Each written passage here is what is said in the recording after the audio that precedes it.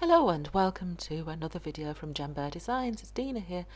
I'm going to show you how I painted this albatross picture. Now, for this picture I've actually started with a canvas that I've got some paint already on.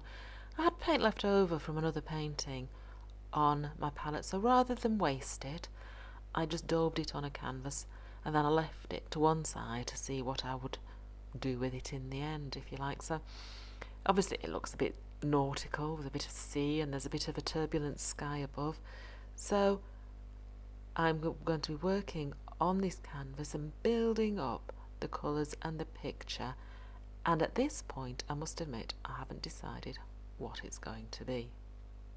So I've just put in some cadmium red, ultramarine, some white, just to build up that sky, so to fill in the empty gaps on the canvas that were there. I'm using a big soft mop brush to blend all the colours in together. Quite liked the rough and ready turbulent feel of that sky that I got purely by accident by daubing the leftover paint from my palette on it, so I didn't want to lose that. Now I'm using a very high-tech system here to get my horizon line level. I'm using some business cards just to get that straight and level, because you don't want your ocean flowing off down the edge of your painting.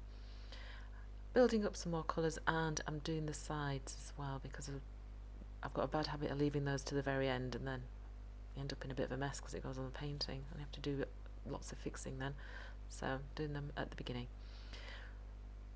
Once I got the horizon line ready, I could build my sea up. Again, it's a stormy scene, so lots of swirling waves crashing into each other, a lot of ultramarine, a lot of black, a lot of white going into there. Then some splatters with some white acrylic on a little fan brush. Didn't want them up into the sky too high, so where they've hit the sky I've removed them with a tissue there. It's at this point that I've sat and thought of what I was going to do with my painting, and I thought an albatross. We've seen albatross in flight. They are magnificent birds, huge animals that soar for thousands of miles over the oceans. So I'm doing the albatross huge, as big as the canvas would take, really, across the centre of the canvas there. You can see me sketching in. I'm just using a white pastel. It's just a chalk pastel pencil there to draw it in with. Then I thought it would brush out very easily when I'd finished sketching it in. So sketching in my albatross, using a few different reference photographs to help me get it right. It's very simple, very bold shape, and the beak, they've got a very sort of determined, almost military look to their eyes, which I wanted to try and capture as well. There's the sketch of the albatross. Now I looked at it, I thought with all those different colours and textures of paint underneath, I needed to block it out completely, so I'm taking some pure acrylic paint, I've not diluted it, and I've just blocked in the shape with the white, and then whatever I paint in over the top will show. I'm just using black and white here, adding the shading, building up the layers. The albatross has a layer of black across the front edge of the leading edge of the wing and some black around the body. So I'm putting in the detail, putting in the shadow, giving him some depth to his body, and picking up some blue, primary blue, with the white and grey to get the effect of those feathers, those strong flight feathers in the wings.